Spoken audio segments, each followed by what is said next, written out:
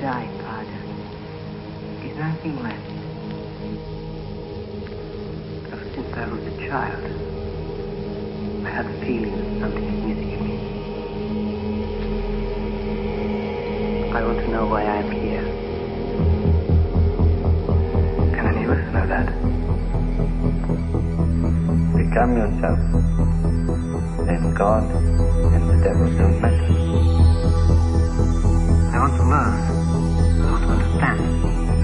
Be careful.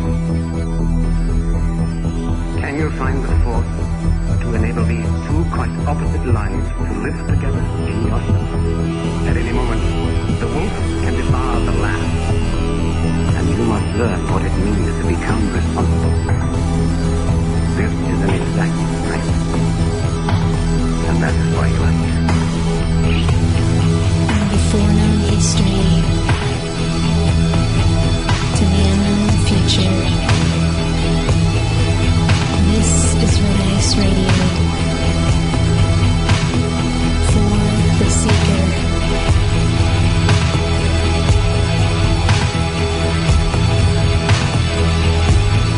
Peace and knowing the voice. One must strive to know.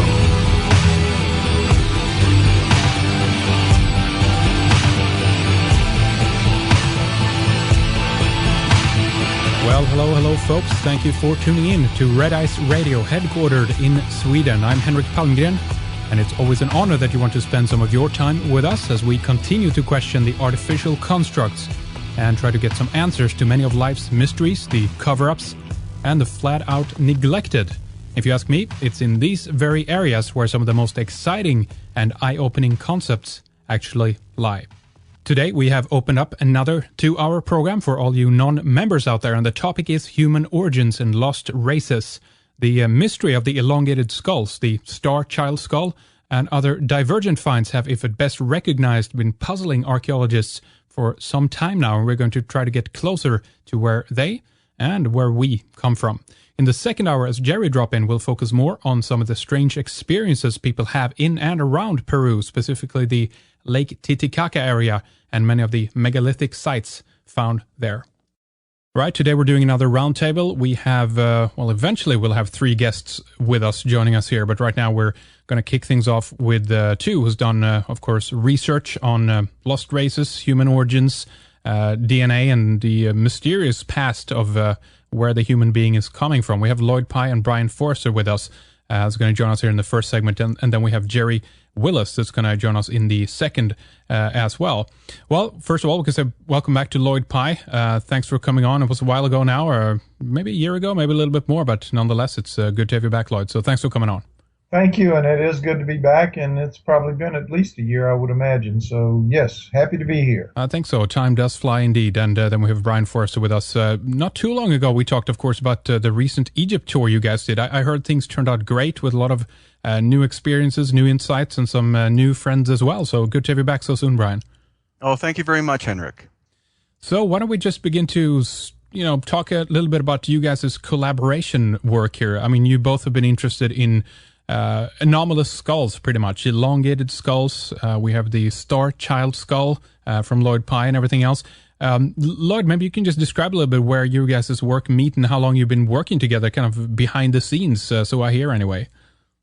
Well, it's been probably 2 years, I would imagine, Brien, at least that, maybe 3, maybe 3. I don't know, somewhere in there. And when I personally have always been interested in the coneheads, and I've been saying in lectures for probably close to 15 years now that the coneheads are as important in their own way as the star child skull. Even though the star child skull is one of a kind so far, and the coneheads are in the hundreds, that doesn't mean that they aren't very, very important in their own way. And I kept saying, somebody needs to do something with those things. They, as far as I knew, they had not even been carbon dated, much less have their DNA analyzed in any way.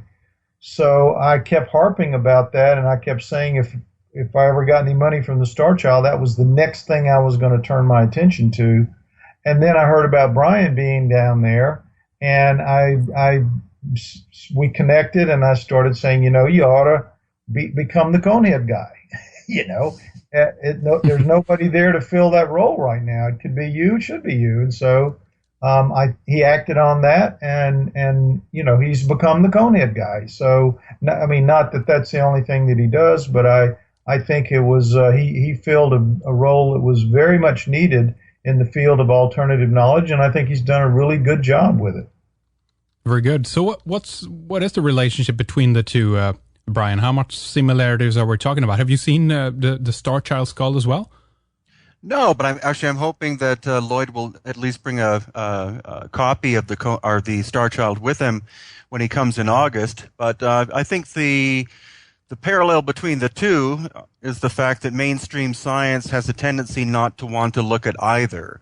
And so Lloyd has been very, he's been working very hard with the one specimen that he does have. And I've been very fortunate with the multiple examples of the elongated skulls of Peru and Bolivia that I've been able to study very close up and literally hands-on. So that's why it's wonderful that Lloyd will be able to come down to Peru in August, and he'll get an opportunity also to look at these very much. He'll be able to handle them, etc. And because he has great knowledge of human anatomy, human origins, primates, etc., his input will be very important for the study of the elongated skulls of Peru. Indeed. So a lot of this has to do with human origins. I mean, that's one of the biggest questions that we're faced with. Obviously, the differences of the human being and where we come from and everything else. Is there anything with these different skulls that can actually give us some clues about this, Lloyd?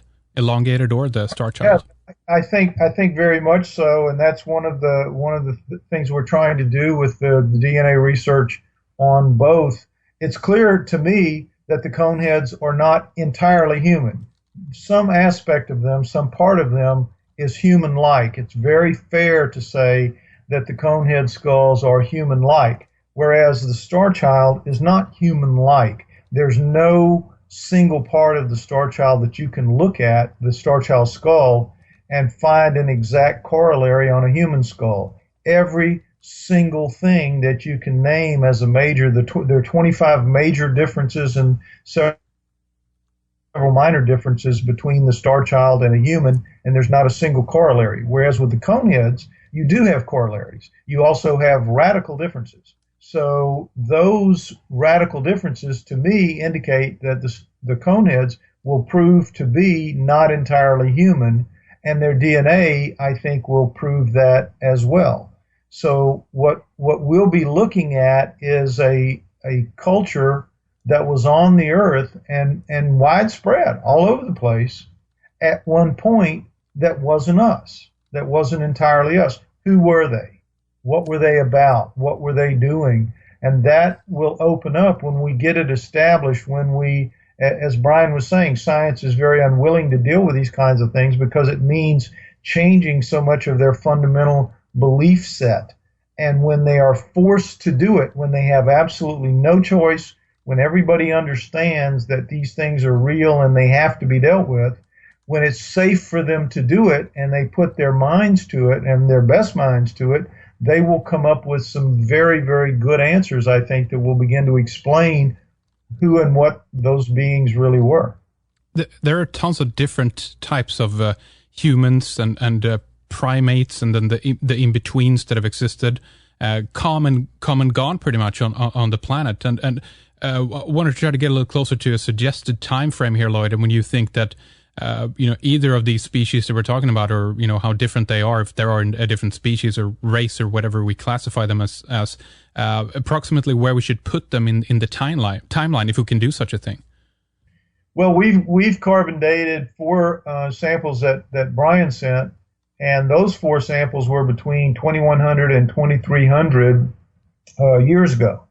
So that, he says, fits right in with the dating of the Paracas culture. So we have at least that much for them. But that doesn't mean that if you were to carbon 14 a bunch of other specimens, say from Malta or from Egypt or somewhere else in the world that they're found, that you wouldn't get you wouldn't get different dates, and you wouldn't get dates that go significantly farther back. So that's all work that needs to be done. I mean, we should carbon date samples from wherever they're found and see when they come in, because that's going to help in the shaping of the story of who they were and where they might have come from and where they might have gone. Yeah, that's right. Where are we with the DNA testing, Brien? You mentioned you guys are working on some of this, and if that is the ultimate, I guess, key to unlock the mystery, do you think? Well, it's a major point. Lloyd's geneticist, who's been studying the Star Child, has samples. Also, Dr. Melba Ketchum in Texas has a number of samples.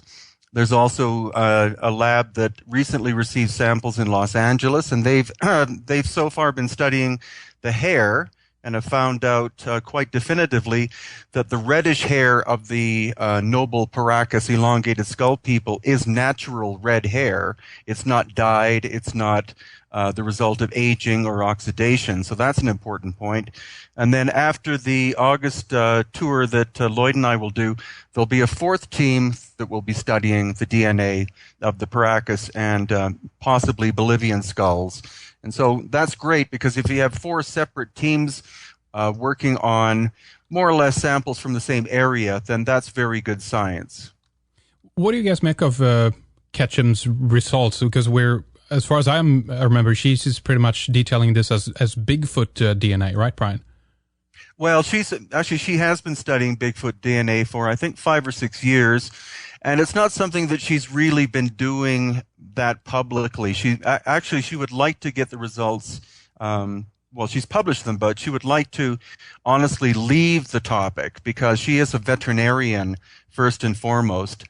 She got into the subject of Bigfoot just out of curiosity and spent 5 very exhaustive years.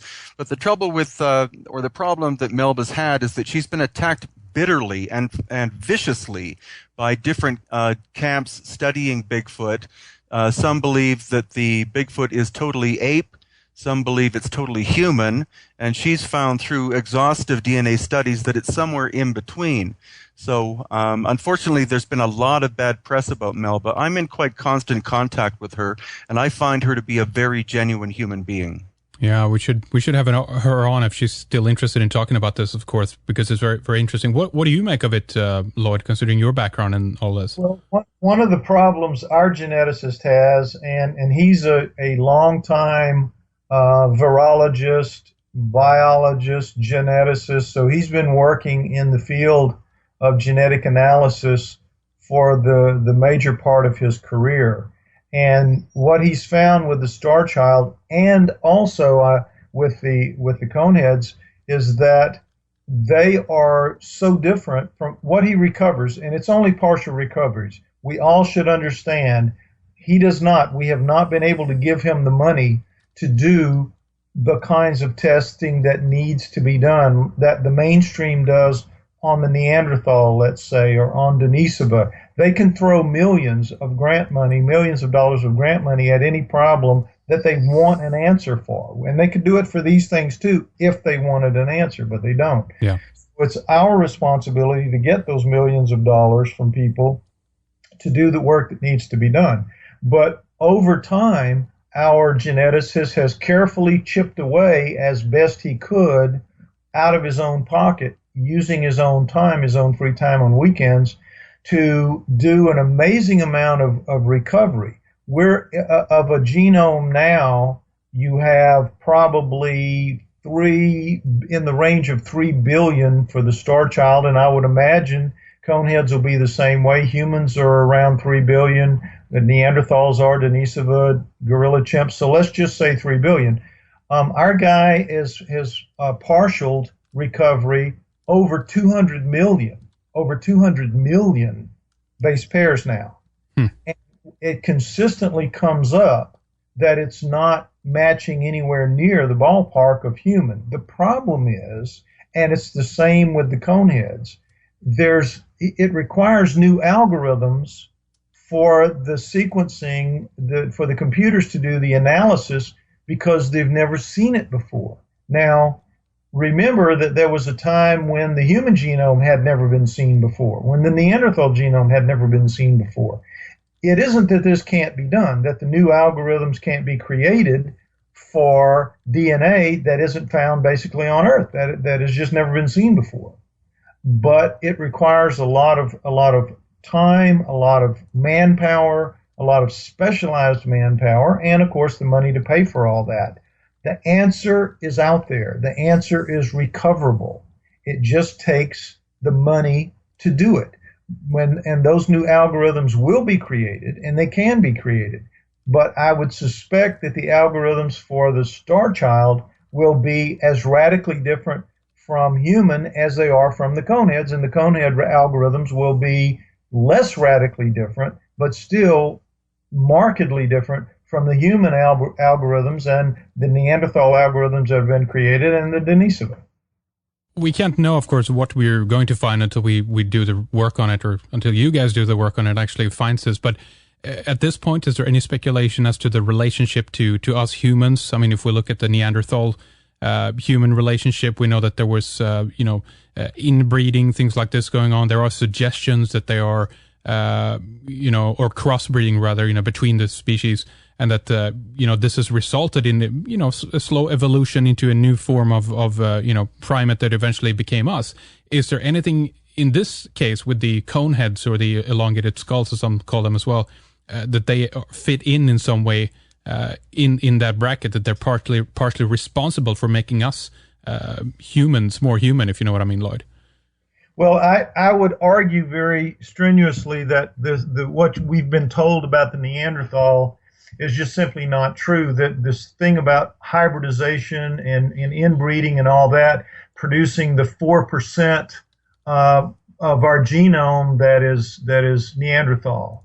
That 4% is very specifically located in certain areas, and it kind of clusters in certain areas.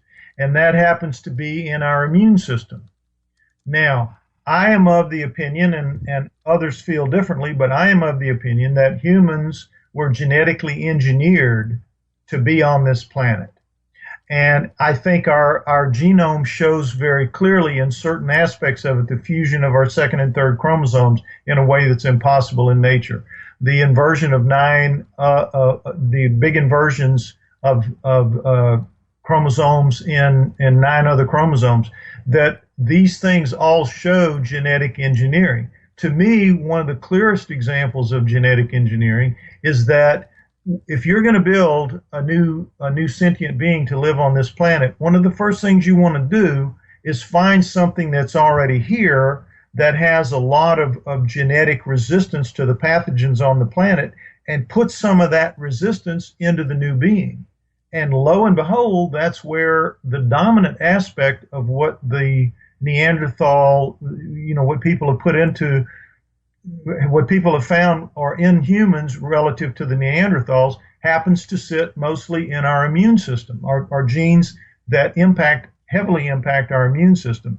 So to me, it's just a big flashing red neon sign that adds to the idea of humans being genetically engineered, and all this business about it coming from sexual interaction and all that.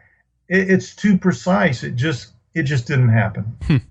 Well, that's an interesting take on it. There are so many things that makes us very different from every other animal here. We did a very recent program with Danny Vandramini on the Neanderthals, which also actually added some really interesting aspects to the differences. And of course, he's more of an evolutionist, if you will, in this as well. But nonetheless, no matter what perspective we come to this question from, we realize that there are so many differences between us and the other animals that we are struggling to explain them, Lloyd. We're struggling to realize, how could we be so radically different? How did it happen so quickly? And I mean, I'm not throwing anything out the door at this stage, because it's one of the biggest mysteries there is, isn't there? Well, it is, and to me, it's very clear that we were genetically engineered. We could not conceivably have evolved here from primates, because the 25 major differences in that I just mentioned in the star child skull. It's just coincidental that there are 25 major physiological differences between humans and primates. And it starts with just things like the hair pattern on our bodies being completely reversed, notwithstanding the fact that we have much thinner hair than primates, but the pattern of thickness is reversed. They're thicker on the back and light on the front. We're thick in the front, light on the back. What would nature be thinking to do that? Why would that happen?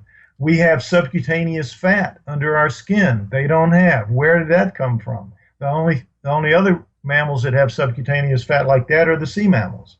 So where did that come from? We have hair that just grows and grows. We have nails that grow and grow. Primates don't have that. Where's the advantage, the adaptive advantage of hair that doesn't stop growing and needs to be cut, and nails that don't stop growing and need to be cut? It goes on and on.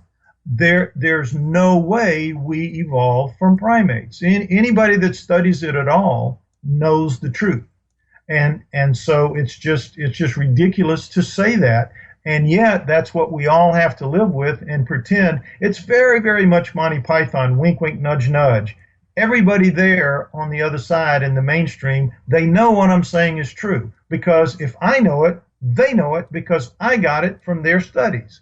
So it's just they're going to try to pretend to keep this fantasy going that we evolved from primates and that we weren't genetically engineered and put here because they just don't have another way to deal with that, and they don't want to have the turmoil that's going to be created when that happens, and it will happen. What do you make of this, Brien? I don't know if you go this, I guess, deep into the evolutionary processes when you're looking into these ancient cultures and such. But any additions to this? Any thoughts on these ideas? Well, definitely. Actually, my university degree is in biology. I got an honors degree from the University of Victoria, and it was all evolution. And I remember that when I asked one of my lab teachers, well, evolution is actually still a theory. So what happens if I don't 100% believe in it? And she said very directly, you will not have a future in this field. So I've just been reading one of Lloyd's books, and all of Lloyd's books are excellent, but what he points out are the facts that evolutionary biology is still a theory, and wherever gaps occur, such as the so-called missing links, etc., they try to fill the gaps because what they're trying to do is they have a very specific box of information and a box of parameters that they insist is the history of humanity. And so they basically try to have an answer for any question, but they don't have necessarily logical answers. So I'm very, very much in Lloyd's camp with that. I think there's something very, very different about us as compared to any other life form on this planet. We are so radically different in the way that we think and the way that we act. And especially the action part, because I don't think nature would produce a life form that would have the capacity or want or need or desire to destroy other life forms like it or the planet as its home. So I don't have a very specific statement about it, but I'm very open to the idea that there was intervention of some kind on a genetic level to us in the distant past, and that's why anomalies such as the star child and the elongated skulls are very important to our understanding of who we are and who we're not. Is there anything of this in your view, Brien, that can we explain this with some kind of environmental change or circumstantial change? Like Danny Vandermeer, who talks about the Neanderthal predation theory, argues that we've been so immensely hunted. This has basically been a traumatic event for us in the past as humans, that it's been a kind of a forceful, I guess we could call it's an environmental change that happens that basically triggers rapid evolution within the species that was hunted. So something just snapped and happened, or is it a morphogenetic field, or other explanations to this? Does any of that make sense to you, Brien? Actually, it does very much so. I think that our planet has undergone many different environmental changes over the course of our existence. And so being, intelligent beings, we have been able to adapt very well to dramatic shifts, such as the end of the Ice Age, which was very dramatic, the raising of sea level very rapidly, global environmental changes that have happened, etc. And what's intriguing about the elongated skulls, for example, is that in general, they did exist around the world, and most commonly about 2,000 years ago. And in general, they were the royal class. They were the elite. And so in the case of the Paracas and other cultures, they were, I think, exterminated by, more human-like cultures. So they seem to be always this ruling group that not only looked different, but acted different, and were the victims of other cultural people who both exterminated and also blended with them. Interesting. Well, I want to ask you a little bit more about that later, but switch over to you, Lloyd. Do you know what the time frame is of the changes that are said to take place? Basically, when we become modern humans, there's something that happens here in the missing link and everything else, of course. But how quickly does that change happen? Do we know that? The timing for it was essentially overnight, because the Neanderthals start in the range of 400,000, maybe 300,000 years ago, for sure in the range of 300,000. And they are sort of by themselves for about 100,000. And then around 200,000 years ago, you have the beginnings of what are clearly us. And then that moves forward through Cro-Magnons.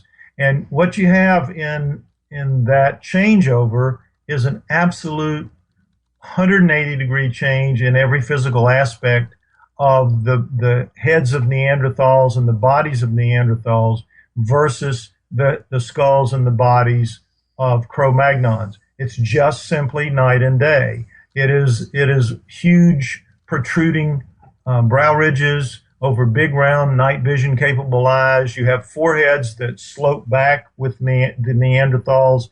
You have big, wide, splayed noses on their face. You have the mouths that stick off the face in the prognathous ape-like fashion. You have no chin. Again, all this is ape-like. You have the short, squatty neck. You have nothing but, in Neanderthals, an upright ape. That's really, they have ape bodies with the big, thick ape bones. And then comes the Cro-Magnons, and you have a complete change. You have brow ridges that are very much reduced. You have eye sockets that are very much reduced and changed in shape. You have foreheads that go straight up. The Neanderthals, that lump they have in the back of their skull called the occipital bun, that goes away. The noses stick off the face. The mouths go back, flatten up against the face. The chin goes out. You have a chin now. You have a longer neck. You have thinner, lighter bones. In every way, you have something completely different. And what Brien said earlier about the missing link, that is the missing link. What goes between Neanderthal and Cro-Magnons? Yeah. They could see it back then that there was a problem. There had to be something in between, because you can't go from what a Neanderthal is to what a Cro-Magnon is in no time. There had to be something else out there in the world evolving for the evolutionary theory to work in terms of humans. And they've been looking for that missing link for 150 some odd years, and it's just nowhere near. It isn't going to happen. It's not there. It never was there. We were created here. The Cro-Magnons were created here, and we just appear.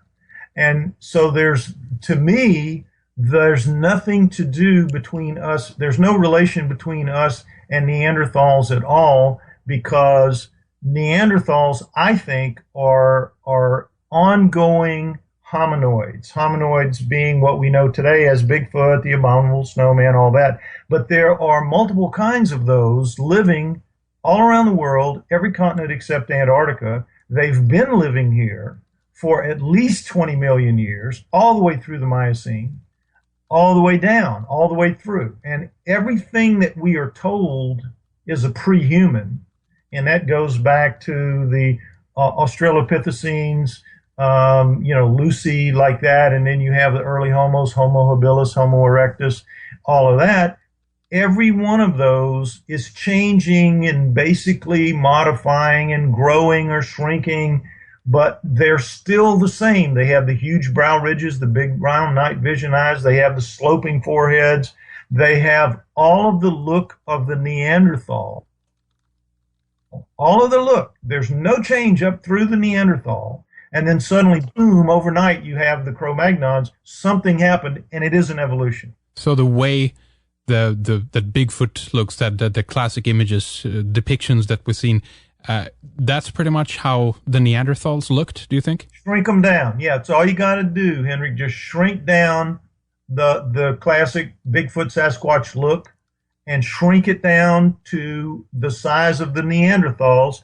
And there is a group of those. They're called the Almas, and dominate in Russia, and they're called generically Almas, but or Kaptars. But every part of the world that has their own version of it has a name for it. And those are the man-sized ones, the ones at 5 to 7 feet tall, somewhere in there. Not the Sasquatch Bigfoot kind. Those are 7 to 10 feet tall. Those are the big ones, the giants. But there are a man-sized kind. There are pygmy-sized kinds, small kinds, the hobbits of Indonesia. These things live on half of the earth. We think we dominate the whole earth, that we're everywhere. There's just no place we don't know everything about. That is absolutely not true. Half of the arable land of the earth has never once been foot surveyed. Half of the arable land. Take off the ice caps. Take out the deserts. Arable land. Half of that never once examined on foot. And we do our surveying now from satellites. It's never going to be, because you can't get in there. It's too hard. It's too thick. It's too dense. Look sometimes out of a plane when you're flying over huge swaths of the earth. We may cut a road through there. Some isolated individual may live there, but we don't cluster there. We don't make our civilization there. And every one of those people that are living out on the edges of those areas that I'm talking about, they all accept that these creatures are out there. It's half their world, and people don't understand that. People have a very, very bad understanding of what our role is, what our place is here. We live in the nice, open, comfortable areas. We do not live in those deep, dense montane forests where they live. We're in the swamps and the jungles and the hard-to-live areas. We live in parts of those. We cut roads through them, but we don't spread out into them and just take them over. We clear-cut forests. We don't live in them. We clear-cut them. We take them down. Because we can't. You can't put a Walmart, and you can't have a Walmart in the middle of the forest. I don't understand why people have such a hard time to realize that there just might be another species out there that just hasn't gone extinct yet. I mean, looking back to creatures like the Gigantopithecus, right? I mean, unbelievable. These guys were up to 10 feet, weighing up to 1,200 pounds or 540 kilos. I mean, these are huge, massive monsters. Skeletons. That's just a skeleton. The ones that have been found, and they've been found in Asia and China. The ones that have been found, they're just skeletons of large Sasquatch, Bigfoot type creatures. All prehumans are the skeletons of hominoids, of Bigfoot type creatures. And all this business about when you see them recreated by the mainstream in books and in dioramas at museums and all that, they have these really, really butt-ugly faces because they have the skulls and they can see how ugly they are and how ape-like they are. So they have these ape-like, butt-ugly faces, and they put bodies on them like mine or yours. When there's just absolutely, if you look at the bones, there's no realistic reason to make them look that way, except it's part of the propaganda of the mainstream to make us all believe that what they're saying about that we evolved from primates is true. It isn't true. Never has been true. And like I said, if I know it, they know it, because I get this information from their reports. And really anybody that's involved in it can see it, but it's like Brien said, it's very much, if you step out of line, if you go with the truth, you can't work in this field. If you can't just pretend, if you can't wink, wink, nudge, nudge it, if you can't join Monty Python with us on this, we don't have a place for you in this field. And that is the truth. Brian's right on the money with that. Why is that, Brien, do you think? Well, it's simply true in so many, I'd call them belief systems. I mean, science is supposed to be objective, etc. But when you have a group of people involved in a specific pursuit, and that is what they do for a living, then anything that comes out from the left or the right-hand side that not necessarily attacks it, but just questions it, then there's a basic defense mechanism. You find the same thing in terms of history. I'm in Cusco, Peru, and I found a lot of information about the fact that much of Cusco, especially the megalithic buildings, were not built by the Inca. They're much older. But if you present that information to archaeologists or anthropologists who study the Inca, they will definitively reject you because it doesn't fit their nice little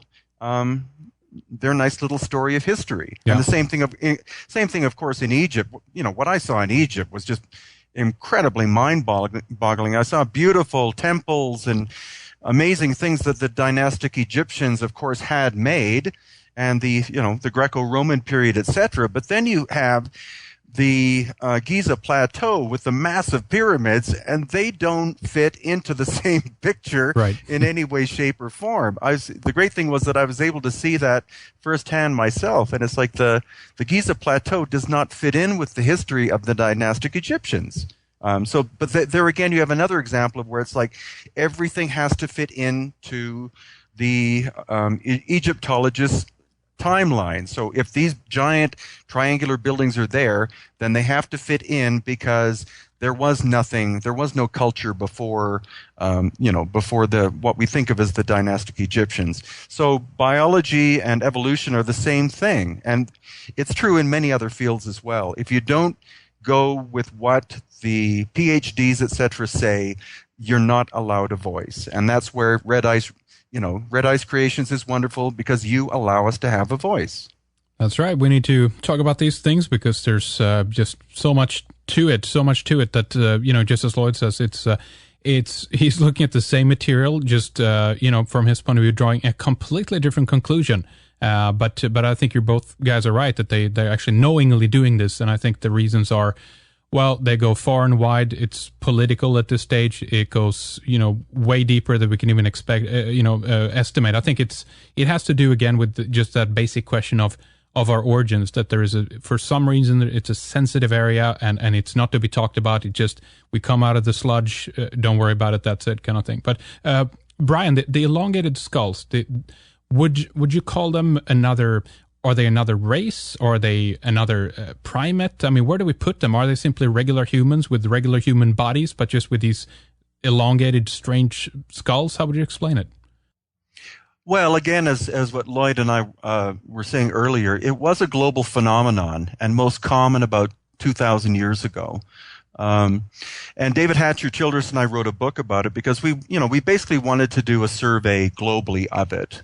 And in general, the high percentage of what we find in terms of cone heads or other altered shaped skulls of humanity from the past, most of it is from head binding or the shaping of the skull from a very early age, usually by a royal class of people. But the intriguing thing is that when you look at all of these different cultures, there are three basic common things or common themes.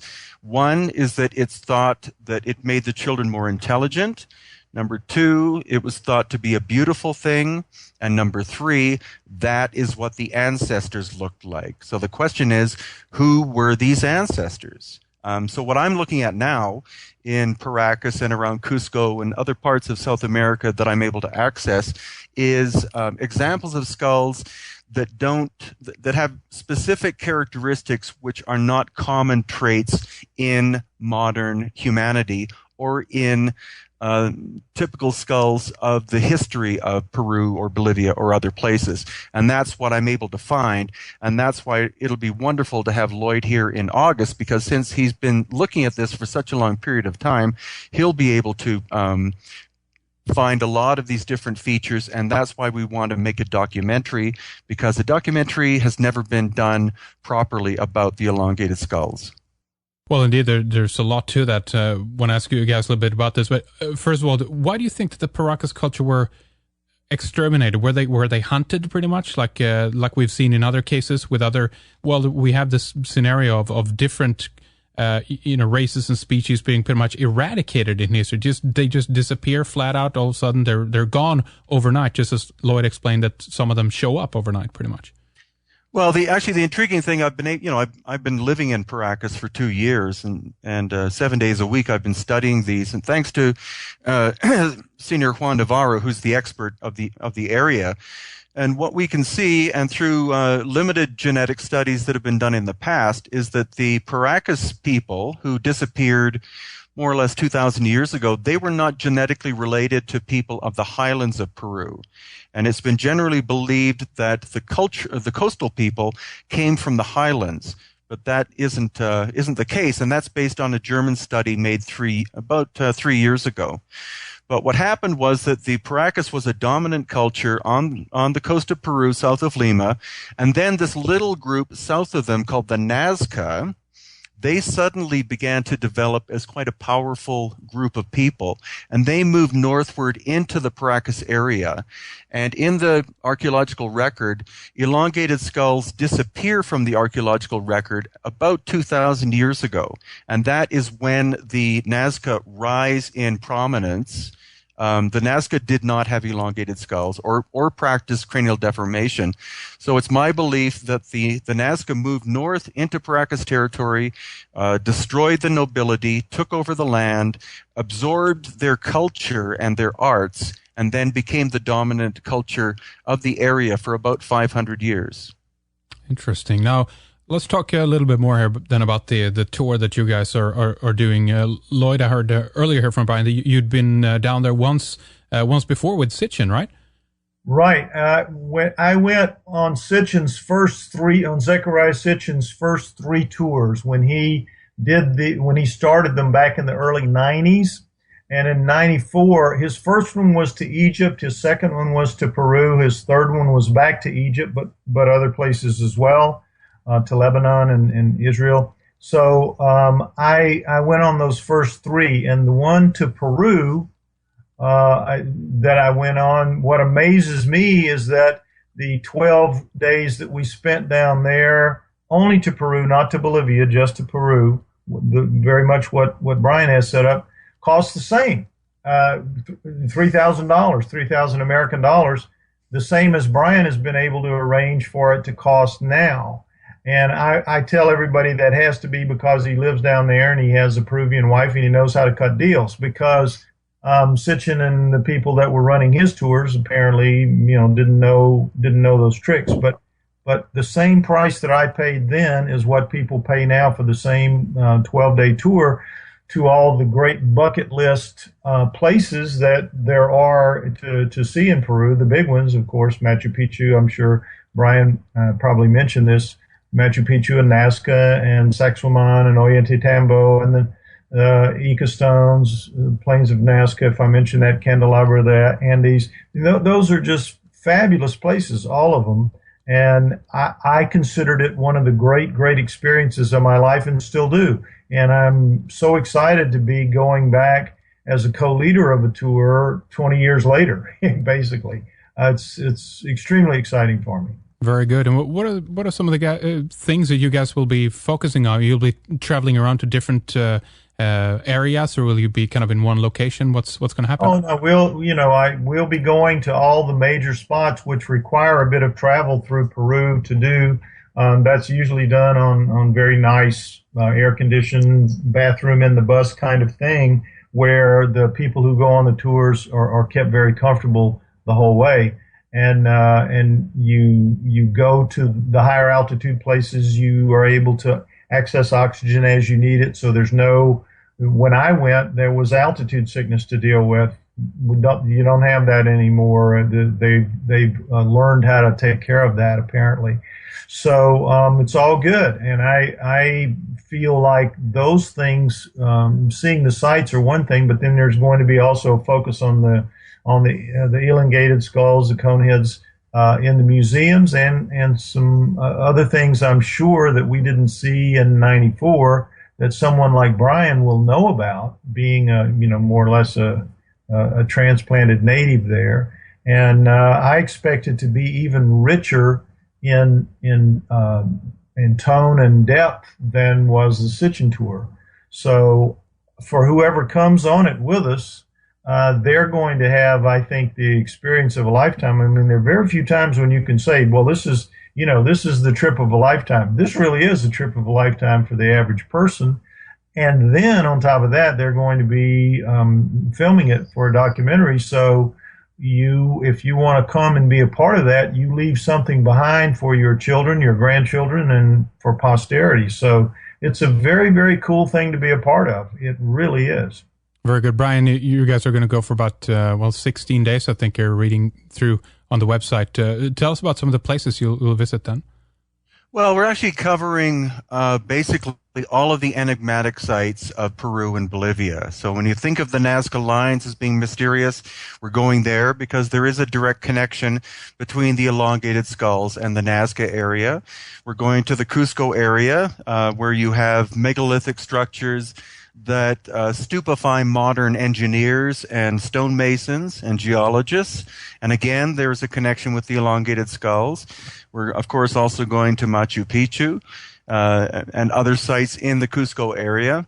And then as an extension for 4 days, we're going to Tiwanaku and Pumapunku. And they, again, are incredibly enigmatic. There's a lot of debate as to when they were made and who made them. But once again, when archaeological digs are done at Tiwanaku and Pumapunku, behold, elongated skulls appear.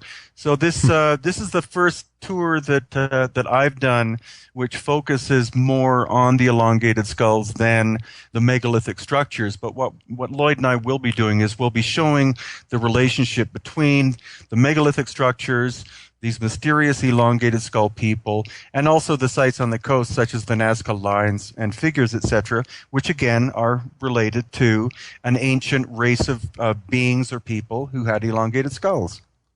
Yeah, these tours are a lot of fun, a fantastic experience for the folks who gets to go on these. I've heard, back from a lot of people who has traveled around, both, to Egypt and some of your previous as well, Brien, that you've done, around, and it's a tremendous experience, of course. This one is called Lloyd Pye, Elongated Skulls and Megalithic Wonders of Peru and Bolivia tour with Brien Foerster. It's from the August 5th to the 17th, 2013. Why don't we give out some websites, guys, so folks know where to go to check out the tour in a little bit more detail? Sure. My website is www.hiddenincatours.com. And then we have Gare, of course, who's setting up some of these and helping us to arrange, or helping you guys to arrange all this. There's more information at infinite-connections.co.uk as well. There's more details about the upcoming tour right there. Lloyd, let's give out your website address as well so people can know more about your work on the Star Child skull and everything. Mine would be www.starchildproject.com, starchildproject.com, all one word. And just my name, Lloyd Pye, LLOYDPYE.com. So those are my two. Very good. We have a couple of websites for you guys to check out. We'll have the links up on Red Ice Creations, so click through from there. All right, we'll take a short break, guys. Stay with us. We'll be back, and we're going to try to hook up with Jerry Willis here in the break, so we'll see you on the other side. And welcome back, everybody. We have been talking with Lloyd Pye and Brien Foerster about their upcoming tour in Peru and Bolivia, about the elongated skulls, human origins, megalithic sites, and a lot of the mysterious and interesting phenomena, of course, in the southern hemisphere. And we're going to bring in our third guest here in the second hour. We have Jerry Wills with us as well, joining us. Thank you for coming on, Jerry. Good to talk to you. Yeah, thank you for inviting me on. I really appreciate it. Oh, you bet. You're a first-time guest on the show here, of course. So why don't we just talk a little bit about the work you've been doing? You're working together with Kathy Wills, your wife, I believe, and you guys have a team. You're doing episodes also from South America. So just give our audience a little bit of an idea of what the work you're doing. Sure. Well, it started back about 2005, I think it was. We had been making videos of the trips that we were making down here. We had organized tours that we were bringing folks down. Had been doing this since actually the late 80s. Had met a lot of very interesting people, been told a lot of very fascinating details about things that aren't normally on the tourist track. And we started making videos. By 2006, we launched Expeditions TV, basically because we wanted to show folks what we were seeing. We would tell folks about these things, but seeing it in video is a lot more interesting than just showing some pictures. Since that time, we've made it pretty much half of what our life is, to come down here frequently, look for strange and unusual things, and go after them with the video camera, and produce our own short documentaries.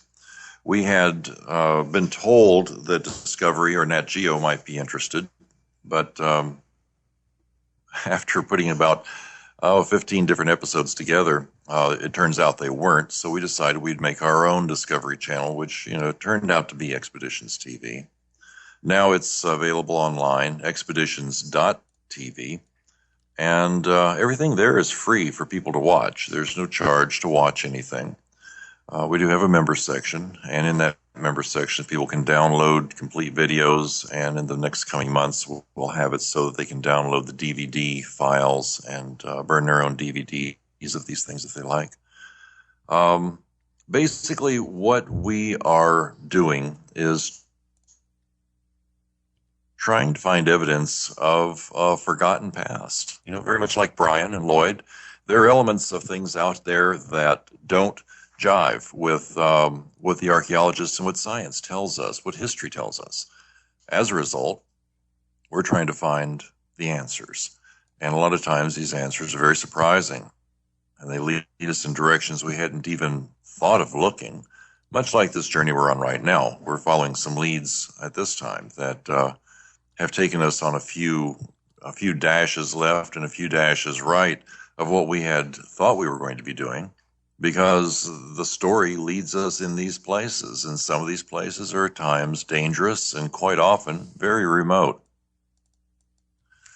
So that's what we're doing. We're trying to bring this information forward, trying to be unbiased as best we can, trying to have some fun as often as we can, and bring the information so that it will add to what's known.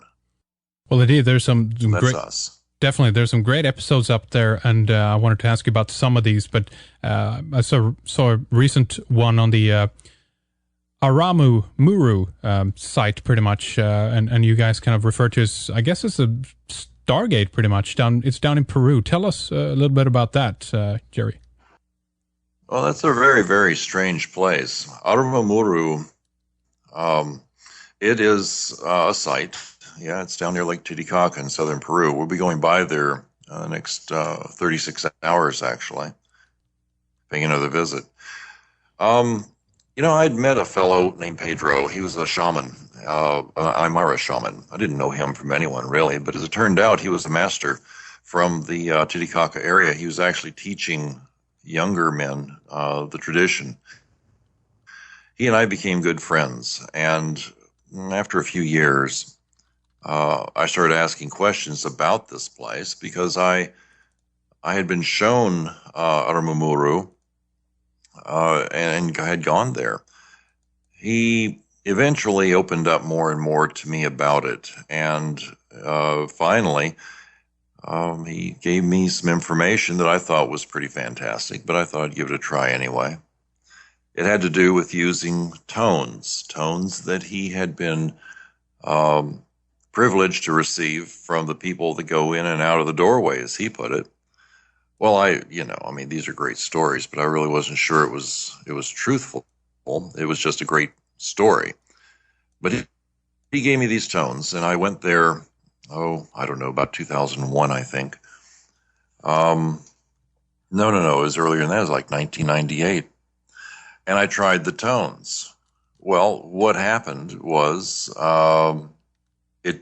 this gateway, this doorway, whatever you might want to consider it as, it became active. And when it became active, a lot of very strange things started happening.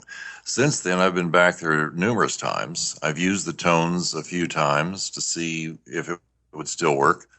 And in that video you're referring to, there's one point where I'm sitting there talking about the tones, sitting in the doorway. And if you watch carefully, you'll see that the color starts to change on the camera. The phase shift of chrominance, it starts to change, the hue, basically. And, there was some, when you're there, it's a very strange feeling because it feels as though you have waves of energy rocking you back and forth.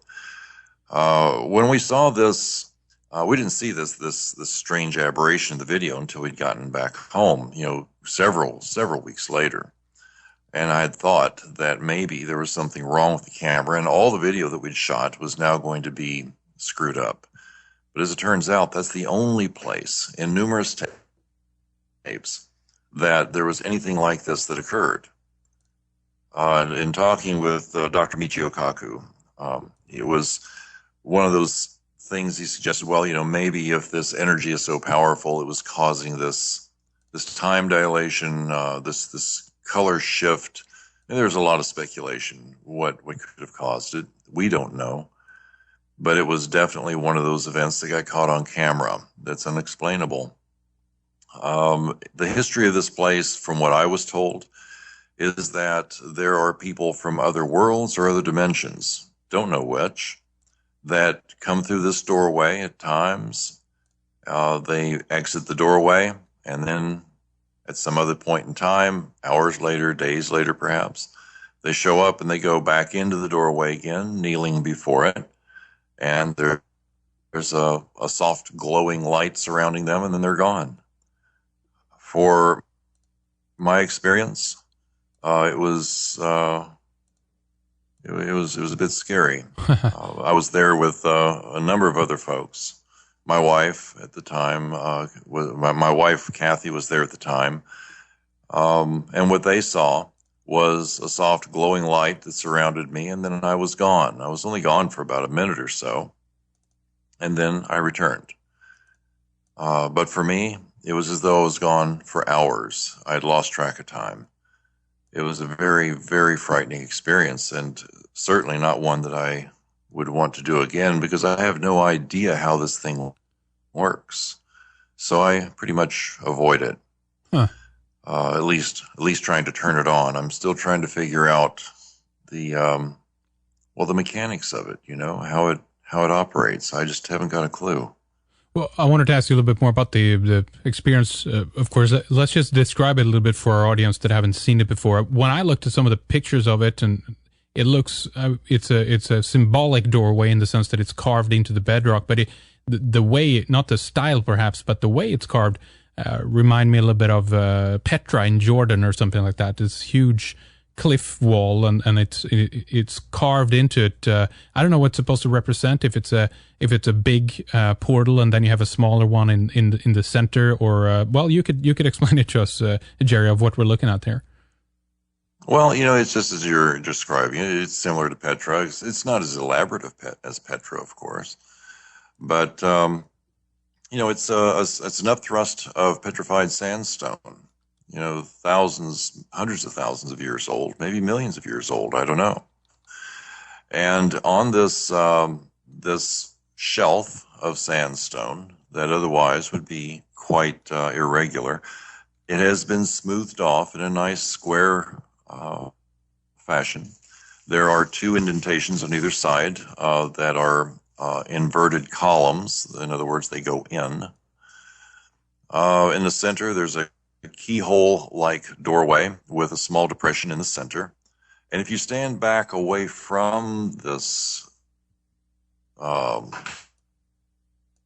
this feature, from this upthrust of sandstone, you see that what looks to be, for the world, like a woman lying on her back. Now, the King Midas's tomb, I've forgotten where that's at exactly. It's in Europe. Is very similar to this, and there are also very similar doorways like this that have been found in Egypt as well. It's a common thing in various parts of the world. I'm, of course, curious whether these other places, like King Midas's tomb and the ones in Egypt, if these were also made of sandstone, and if so, if they were on ley lines, such as the doorway at Aramumuru is, and if they might have been used in the same manner as Aramumuru. There's a lot of questions. Because we found that this actually is a working portal of some sort, we've been looking for others, and we found a few that apparently are still functional. Very, very difficult to get to. And in fact, Aramumuru used to be very difficult to get to before the road was improved and communities started springing up around it. And we're finding ways are in quite remote locations. So, and I'm sure there must be several. Interesting. Yeah, I think the tomb you're referring to, I think it's in Turkey, the tomb you're referring to. I wanted to ask you, Brien, if have you been down there yet? Oh, yeah, I've been to Aramumuru 10 times, I would guess. Wow. And it's compared to anything else you see in the area, there are famous other sites nearby, relatively nearby, like Silustani, and Tiwanaku's not too far away. But Aramumuru, some people call it Amarumuru, is very unique, and that's what's so striking. And when you first cast your eyes on it, it's such an otherworldly thing. I know that it's becoming much more popular now than it has been in the past. Like as Jerry said, there's quite a good road that is close to it, but it's very enigmatic. The red sandstone is very high in iron, so it could be highly electromagnetic. It's a very intriguing place. Yeah, it certainly looks like a lot of things are around Lake Titicaca, Jerry. That seems to be a high point in itself, and I've seen programs about this being a very ancient place and relationships to it. But as you travel around the lake and such, are there like a lot of these different sites around in that area? Well, we've gone around Lake Titicaca looking for things like this, and yeah, we've found some very old and ancient places. Nothing like Aramumuru. I think there's a direct connection between there and Tiwanaku. I couldn't say for sure there is, but it certainly seems that there is. One of the things that is truly enigmatic about it was something we discovered a few years ago. We had just finished work on our video Markawasi, which is just outside of Lima for several hours. Markawasi is strewn with all kinds of figures in stone, faces and heads and animals and so forth. It's fascinating. It's way up on top of this plateau, about 13,000 foot tall plateau. Anyway, we'd been going there for years and years, long before anyone ever thought about going there, in a tourist industry. We had climbed to the top of Aramumuru to do some video from up there and discovered that some of our equipment was failing. Watches stopped, batteries were just dead, that otherwise should have been just fine. Looking around, we discovered what looked like some of the same features as we had been seeing at Markawasi, immediately behind the upthrust of sandstone. We started investigating this. No one's ever mentioned it before, and no one has ever really made any videos about it before, so we went ahead and got new batteries, got things charged, and started shooting video from up above it as well. And on that video, we do capture some of those images. One's like a tarantula, another's a bird. The fascinating thing to me was when you get really back far away and to the right of this doorway, you start seeing even larger details, like, for example, a sperm whale or other figures, oceanic figures that were in that patina of the sandstone. It's just absolutely amazing. And of course, nearby here, there is a place called Ilave, and Ilave, a small community just south of the doorway at Arumamuru, and it's the whole area is covered with walls, small walls, chest high. They don't seem to have any rhyme or reason, and there aren't really any entrances or exits. There's just walls, all kinds of walls and all kinds of shapes. They cover the landscape. And it's in this area that we started finding some other very strange things, patterns that were only visible from the air. It makes you wonder who would go to that much trouble at that elevation. Tell us about the strange patterns that you were seeing. Well, these patterns are created within the walls of the stonework at Ilave. To look at it from the standard level, we're just walking around looking at these things. There are no doorways, no entrances or exits. They're just walls of varying sizes. But it's when you get high above, even to the point of satellite photography, that you start noticing patterns within this landscape. It's just a very strange place. And the point is that from let's say the doorway at Arumamuru, going south through Ilave, and then down towards Tiwanaku, Pumapunku, and beyond, you have a lot of very strange features on the Earth's surface that don't make any sense at all. Why would they be made if they can't be recognized from the ground? Much like the Nazca lines, the Palpa lines. And who would go to that much trouble to cover really thousands of acres of land over hills, on top of hills, and in valleys, with varying sizes of stone walls? Some are very narrow and long, and others are quite broad. But why would they do such a thing? And it's part of the great mystery for this place. They're just things that don't make sense, and yet they exist. Any suggestions on how old some of these carvings and some, how old is the doorway in Muru there? Well, we really don't have any idea. I don't know that anyone really knows. My guess is that it was there before the Great Flood. And, I think that the Lake Titicaca was actually very near it. I think the way you got to this thing was by boat originally. But as far as how old, that's anybody's guess. That's, 12,000, 20,000, 50,000 years old. I mean, it's very, very ancient. It's like when you take a look at the technology of things, how the people made the blocks for the pyramids, or the stones for Sacsayhuaman or Ollantaytambo. These things are all quite great mysteries, because the technology that was used has been lost, forgotten, or else someone has secreted it away, and it's never going to be found in our lifetimes, I'm sure. But it still remains a mystery. And how old is it? God only knows. It's just impossible to guess.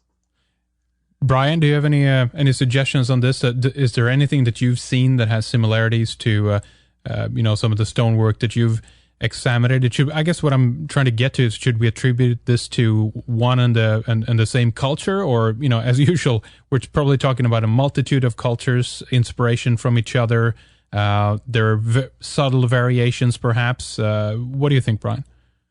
Well, actually, Jerry brought up a very good point, and that's that there are quite a few strange ancient megalithic sites around Lake Titicaca. But physically, you have to be at Lake Titicaca to see the extent of the floodplain, which is the flat area around Lake Titicaca. And supposedly around 10,000 years ago, the lake level was about 100 feet higher than it is now. And so at that time, more or less 10,000, maybe 12,000 years ago. Then at that time, Aramumuru and also Tiwanaku Pumapunku and also this site called Silustani, they would have all been right at the shore of the lake. And so as Jerry was saying, that is how you would have maneuvered from one spot to another. Lake Titicaca would have been much larger in size. And with any great ancient civilization or even modern civilization, water is the most fundamental thing there is. So any great culture always develops around an abundance of fresh water. And Lake Titicaca, I believe, is the second largest lake in South America, or if nothing else, it's the highest navigable lake. It's quite massive in size. And that's why it's such a mysterious place, because you have this ancient lake, these very strange structures that conventional archaeology can't explain. And even in the case of Aramumuru, the local people don't even seem to know what it's called. A lot of them call it the Devil's Doorway. Yeah, and of course you know why they call it that, right, Brien? Because of the stories of people disappearing into it. Oh, exactly. So what's going on here? What did you manage to? What did you experience, Jerry, when you were gone for? You said several hours, but it was a minute for the onlookers. Yeah, it was about a minute, maybe 2 minutes. Well, it was very, very odd. It was extraordinarily disorienting.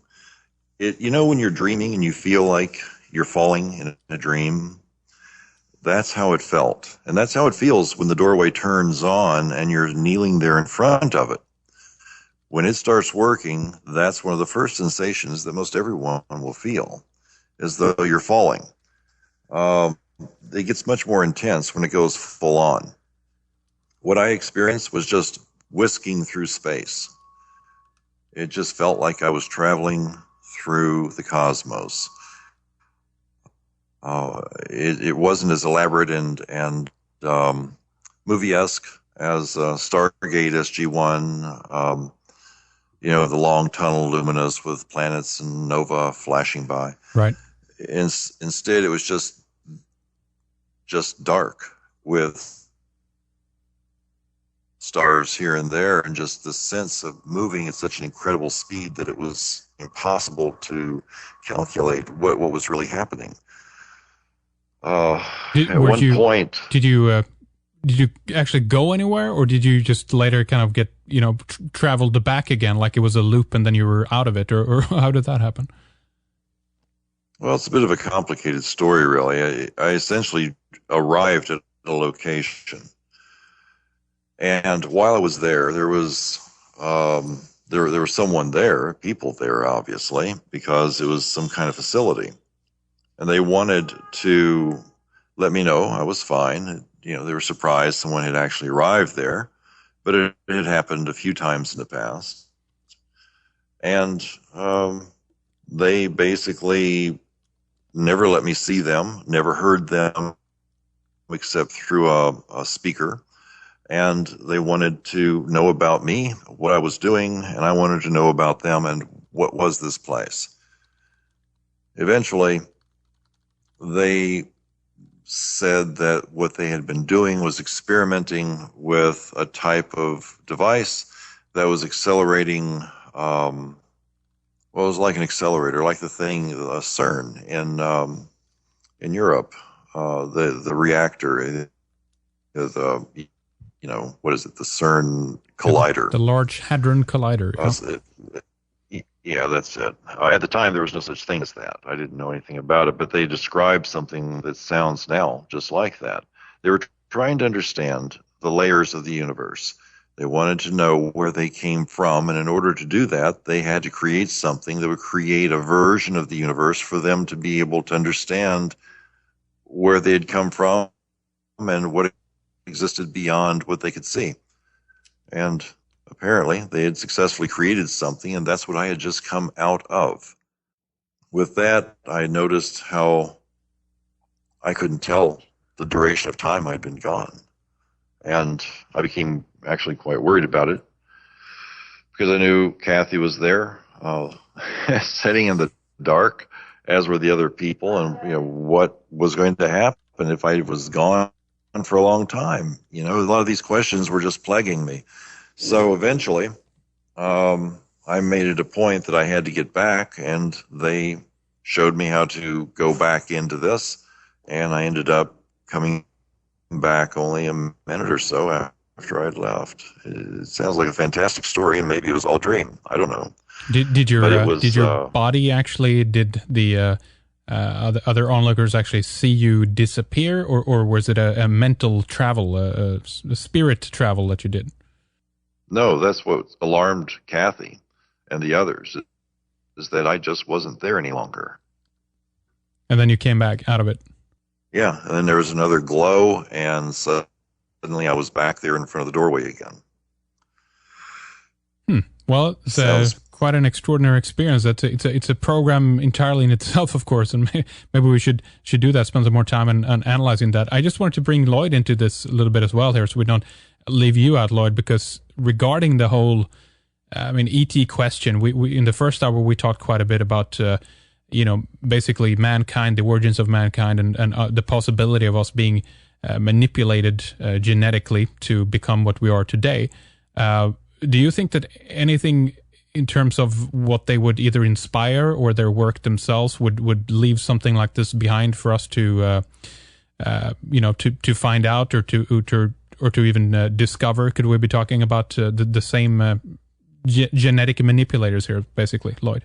Well, we're talking about obviously someone, but I don't think that they would necessarily leave something like that behind, sort of as a lesson or a pathway or anything. It could just be accidental, or they just, like the pyramids or anything else, they just got, they were done here, and that was part of what they used to maybe get here or leave here or whatever. But I would just say this in general, as a general comment to any story like what we've just heard from Jerry. I believe that right now, as we all sit here and talk and think and live and exist, we are, as profoundly ignorant of real, true reality as were the people 500 years ago who believed that the earth was both flat and the center of the universe. And 500 years ago, that was all they had. And we look back at that and we think, wow, how colossally ignorant.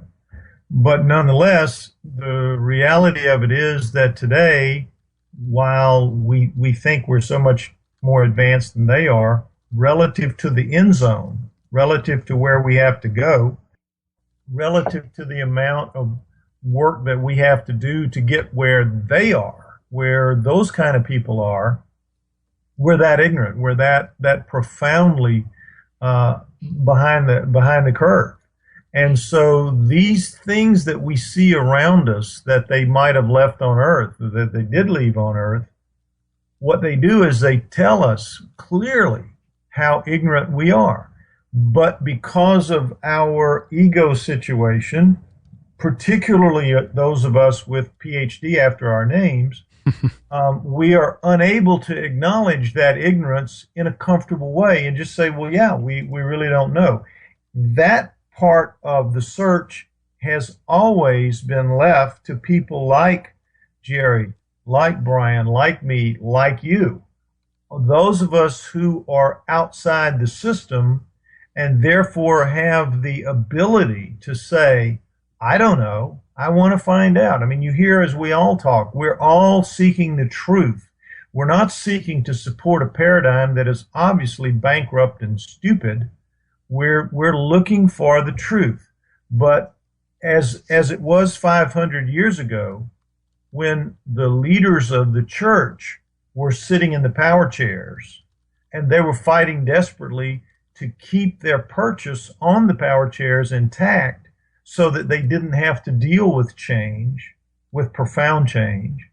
That's exactly how things are now, 500 years later, with mainstream scientists sitting in those same power chairs that they usurped from the religious leaders who were sitting in the power chairs 500 years ago. Yeah. And now they are just as desperate to hold on to their purchase on those power chairs and to fight against any dramatic upheaval or change as were the people that they fought to overturn 500 years ago, or that their ancestors did. And so nothing's changed. Nothing's changed. It's all the same. We know more, but we don't know nearly enough to explain all these things around us and to provide an understanding of the reality that those beings that were here before, that they lived with. And we're just chipping away at it. People like us, we're chipping away as best we can in our own allotted lifetimes, and people will come behind us the way people came behind Copernicus and Galileo and Kepler and those guys to figure out the truth of the flat Earth center of the universe thing, and we will be part of the formula of arriving at the real truth for generations to come, and then there will be probably more truths laid on top of what they do. It's an unending thing, but what the mainstream tries to project is that they're on top of everything, and there's almost everything, almost all but the loose ends are wrapped up and all that. Ridiculous, just absolutely ridiculous. And stories like what Jerry experienced, I think, give insight into that. Oh, definitely. And on top of that, we're trying to understand if we are simply talking about previous high cultures that have existed on the planet. It might be mankind still within a different configuration. There might be other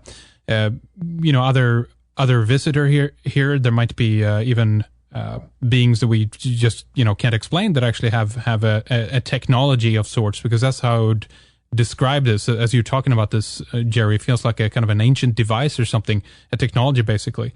And so in hindsight, any ideas of whom you were encountering, or to whom this technology belongs? I think that it was probably a parallel existence.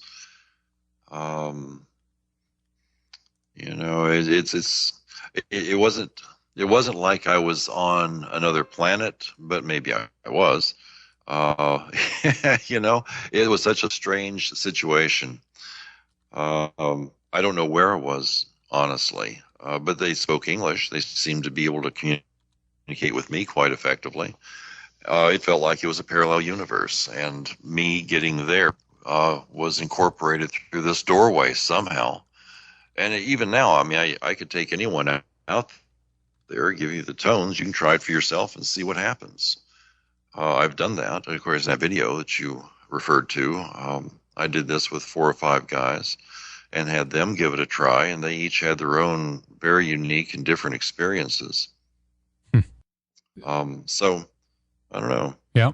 No, the most strange thing, if you will, that I've experienced has to be the Brown Mountain Lights, and I'm still to this day convinced that it's something to do with the and it doesn't mean that it's not opening up something or quote unquote channeling energy or whatnot, but it's some kind of electrical effect that happens, probably with the geology, and as so many times we see this connected with stonework, with mountains or caverns, or carvings in rock, or placing different types of rock on top of each other. It seems to have some kind of interactive effect on the human, both body, but also primarily actually on the consciousness, on our consciousness.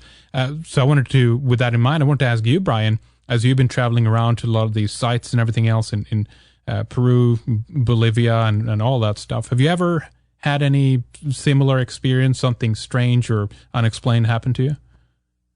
Not as dramatic as Jerry's, but definitely when you're at sites like Aramumuru and Pumapunku and Tiwanaku and Machu Picchu and Ollantaytambo, etc., I think you naturally go into an alternate state of consciousness, partially because of the fact that whoever these ancient builders were, they knew what type of stone they wanted to use. In the case of Aramumuru, it happens that the bedrock in that specific area is high in iron oxide. So it has electrical properties. But in the case of the other sites, and including in Egypt, these ancient builders specifically wanted high iron or even more often high quartz content. And so that's why they would select and move multi-ton blocks from great distances of granite and andesite, basalt, and other materials because they wanted that electrical property for whatever function it was that they were doing. And in the case of Cusco, where I'm at presently, I think that the original builders of ancient Cusco, thousands of years before the Inca, were building pragmatic, functioning, energetic structures for some reason that is beyond our comprehension. Yeah. Yeah, it's fascinating, and Jerry, you guys have a lot of course, episodes on this around your on your website where people can look more about this around in these areas that we're talking about. Is there anything else that stands out to you and things that really have been like a highlight when you've been doing these episodes? The things that have really been extraordinary for us is when we get a chance to really get close with the folks in the area on some of these more remote places. And we are then told some of the stories or legends surrounding the things that they find fascinating or mysterious. It was an example of that was when we were in Tokachi, both 13 years ago and just recently. The Tokachis are a very dangerous place to go. And both times we've been told about UFOs that they've seen that have come down out of the mountains, very large craft that just hover over the mountains, and the people that they see that are associated with this incident. There are truly some amazing stories out there that never make the light of day. And that's basically what we're going after. We're looking to bring those forward. Jerry, is South America richer with these kinds of observations? In your view, I reckon you're born in America, I guess, and is it just more in Southern America? Well, yeah, I'm from the United States, and I think it's because this is kind of like the Wild West. There are such vast regions of unexplored, uninhabited, isolated communities. It is hundreds of years behind the United States as far as connectivity goes. Roads to get there, so few people. So yeah, it's like the Wild West. And I think that's the reason why we find so much stuff down here. And plus, because there's so few people, there's not a lot of high technology or high improvement that you would find in the United States. So you don't have bulldozers all over the place. You don't have people digging stuff up. Things down here are very difficult to get to, and in most instances, Tiwanaku used to be very difficult to get to. I came down here when it wasn't easy. Same with Machu Picchu. Mm-hmm. So, it's that sort of thing that makes South America so appealing. No one's really screwed it up yet. But there are great stories. I mean, we have friends all over the world. We get stories everywhere from Asia to Australia to, all over East and Western Europe, and invitations to come and explore and document really very odd things. So I know there are stories everywhere. It just happens to be that, we kind of focused on this for the time being. In the years to come, we're probably going to expand that to a more global view, actually. Well, it's a lot to handle. I remember that watching just what was that called again? Long Way Around. Was actually this motorcycle. It was Ewan McGregor and his friend were traveling around the world. Charlie. And they had, camera crews and everything with them, and just the bureaucracy alone. I don't want to go too much off topic, but I'm saying that these kinds of expeditions that you're involved in and taking those to other countries and everything else. Geez, that in that way, then you really appreciate the ruralness and the fact that there isn't like maybe lot of difficult. Well, I'm not saying that there aren't difficult borders in South America, but if it's more rural, you could travel around maybe a little bit more freely, although it's more difficult. But just handling that, the circumstantial stuff in doing an episode from different parts of the world, that's a lot of work. There's a lot of things to do. A lot of planning goes into that. Well, it's just Kathy and I, so it isn't like there's a crew that has to accompany us. Right. So yeah, we went to Athens in Bulgaria a few months ago. Interviewed Dr. Lachesar Filipov and did some work researching giants under Athens, which we haven't released yet. And sure, I mean, it's a lot of work to get there. It certainly isn't cheap. It becomes monumentally expensive. But, you get there, you go do what you're going to do. And for us now, we have people all over the world who know about us, that like us, that want to help, want to contribute. And it makes it a lot easier for us now to go to these places. Well, exactly. That's the way it works, and I mean that's the same way what you guys are doing. You're documenting Brien and Lloyd. You're documenting your travels, and of course I know that you as well, Lloyd, has been involved in trying to raise funds to get the DNA work done on the skull and everything else. So that's what happens at the end of the day, obviously, because there needs to be resources to get some of these things done. But the encouraging part of all this, though, I think there's an increasing audience to all this. There's an increasing interest in these kinds of topics, and people want to know about the mysteries of the world, and that includes the Star Child skull and everything that's connected to, Lloyd. So, for me, yeah, the thing about it is, as we mentioned briefly earlier, the mainstream has access, which they very carefully control and protect. They have access to actual funding money, to grant money that is, is in the massive millions of dollars. And people feel like when they give money to that, they're giving it to legitimate research just because the people who are involved are mainstream people. And the mainstream does everything they can to make it seem like that anybody giving money to anyone not in the mainstream is just flushing it down the toilet, which is not true. But it keeps us from being able to do the kind of work that we could do to upend their paradigms. So for them, it's a very important thing to keep us looking fringe, ignorant, stupid, everything we say is wrong, that sort of thing. And it keeps us from having access to the formal piles of money that they hoard and dip into every way they can, as often as they can. So it's just a grunt fight for the money, and it leaves us very much on the short end of the stick, and so it's hard. But as you say, hopefully things are increasing. But I've been doing it now for years with the Star Child, and I can tell you, and you guys know too, because you have the same problem I do.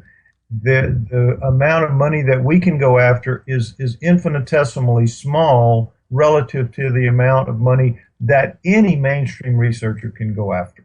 Well, that's why it's so ridiculous when people charge for their work or try to make this to go around, basically, to continue to do the research and the work, and just as you said, Lloyd, instead you have these immensely powerful organizations that are just pouring it down the drain and nothing happens, and then you have people struggling and trying to make ends meet and really dig into and look at the alternatives to this, but nonetheless in that process offer a really excellent alternative and something completely different than what the mainstream is offering, and still there seems to be a point of complaint or whatever on that. So that's the negative side to all this. But I think it's just about keeping doing the work and what can be done with the resources that's available, because I think at the end of the day that the primary drive is the interest and the answers and the search for the answers. That's the driving force, and the money is a side issue to just make that happen, basically. So I think it's a lot of it is spreading the word, and yes, what you do at Red Ice is really an important part of that, letting more and more people know, because there is a ripple effect. And when something good comes along, especially with the new social media and all that, the word can spread. So we're all looking for ways to improve our internet presence and get the word out. And we're always asking each other, help get the word out, help spread the word. Same thing with this tour that we're doing in August. Brien and I, we have to get the word spread out about that. And there are still seats available for those who might be interested. And we would hope that people would join us, because they're going to come away from that experience with something that they will be able to treasure always. That's right. Very, very good point. I wanted to return to you a little bit more, Jerry, and ask you about either if there's something, upcoming episodes that you would like to talk a little bit about, or just basically spend some more time on some of the work that you guys are doing there, and so we can make sure we convey what you have to offer and the work that you're doing. Well, thanks. Basically what we're doing right now is we're following 3 stories. We already have 2 in the can. One is the Doomsday Stone, which we shot up the Takachi River a few weeks ago. This is a stone that's on top of a mountain. It was buried, actually, in dirt. We were shown part of it, so they dug it out, showed us the rest of it, and it tells a story of waves going over the Andes. It's quite an extraordinary thing to see. So we've gone there. We filmed this now. The second story was called Kumbamayo Sacred Water. It's part 2, and we've gotten the second part of that, showing the tunnels under the Andes. The third, fourth, and fifth stories that we're working on, they are sort of converging.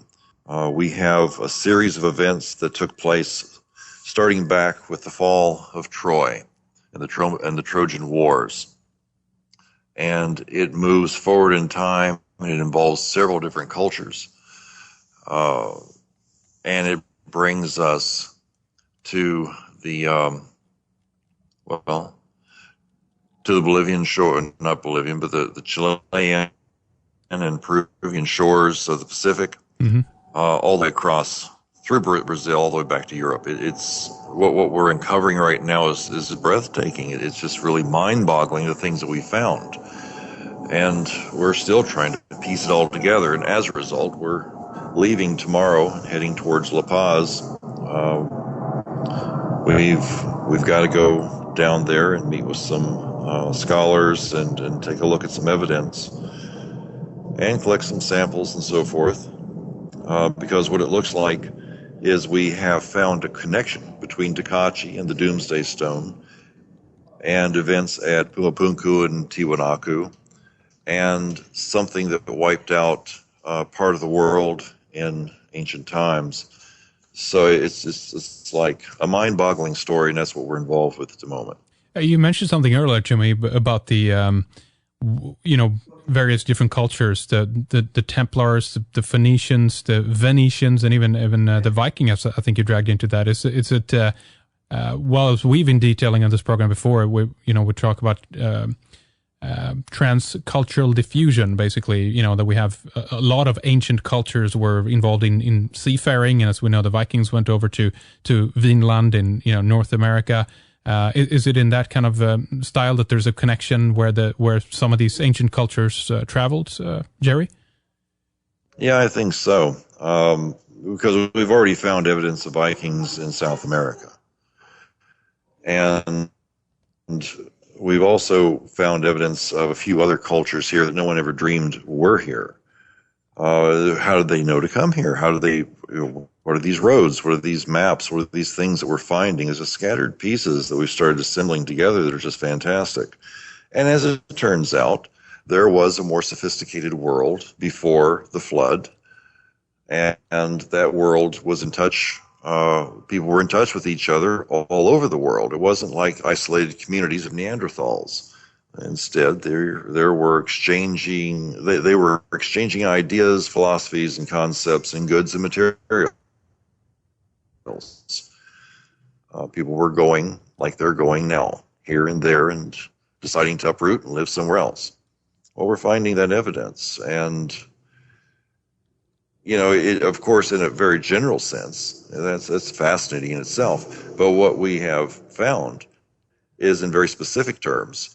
some things that we never dreamed that we would be coming across. And I can't really talk about what those things are right now, but once I get a timeline in place and I get all the details in place, then I'll be very comfortable talking about it. It's just I don't want to make any mistakes, because mistakes make you look foolish. Sure, no worries about that. Well, give us your website, Jerry, so people know where to go. I mean, I would suggest maybe having you and Kathy back on the program and just, dedicate more time to, talking about either some of the past episodes or whatever you guys have upcoming in the pipeline, if you'd be interested in that. As this is just we're just scratching the surface, very peripheral here, but nonetheless, we want to kind of give a heads up to our folks out there. But give us the website, Jerry, so people know where to go again. Yeah, of course, and thanks for the invite. We'd be happy to take you up on it. The website the word is expeditions. Like we're going on 2 expeditions next week. Drop the E. It's just expeditions.tv. So it's expeditions.tv. Our good friend John Shooter at Coastal Computing in Spain is in charge of our website. He designed it. It's a state-of-the-art system, and it just really rocks. We've got all of our videos up there now, and these new videos will be up there shortly. All right, very good. We're going to say bye and thank you to you, Jerry. Yes, we do the same to Lloyd and Brien here. But we'll definitely stay in contact there and try to have you and Kathy or you back again at some point, talk some more about this, because you guys are doing some interesting work down there, and I'd love to talk more about it. So thank you for joining us this time for this 1 hour here, Jerry. We do appreciate it. All right. Thank you very much. I appreciate you having us on. Excellent. Expeditions.tv, that's the website. We'll have that linked up. And once more, guys, we'll return to both of you, and we'll just give you an opportunity to mention the website for the upcoming tour as well. And as you said, Lloyd, there's still seats available for guys who want to join you down in South America, Peru, and such. So give us out the details, and if there's something else you guys have left out so far. It's www.hiddenincatours.com. And also I have a website dedicated to videos of many of my explorations, and that's www.hiddenincatours.com. Right, very good. Hiddenincatours.com, hiddenincatours.com, and also Gary's. Check out Gary's. We'll link that up, infinite-connections.co.uk. And then, of course, LloydPye.com for that work. And then give us the Star Child Skull address again. www.starchildproject, all one word, starchildproject.com, and my name is spelled LLOYDPYE. It's easy to make that mistake, Lloyd Pye, PYE.com. All right, there we go. A lot of websites for you guys out there to check out, but we'll have it up on the website, of course. So just click through from there. All right, thank you to each and every one of you, Lloyd, Brien, and Jerry, for joining us. We really appreciate it. I wish you all the best down on your travels and adventures. So thank you to all of you. Thank you, Henrik. Thank you very much. And we'll return in just a few days. We have some great programs coming up with Alison Adams, Penny Pierce, Robert G. Johnson, and Jane Weston. We also have Stephen Greer, and then Paolo Albergini and Ibrahim Karim. Later we have Morris Cottrell and then Walter Block as well. You're welcome to tune in again whenever it suits you. You can stream or download the programs from the website redicecreations.com. We also have our archive programs in their entirety on redicemembers.com.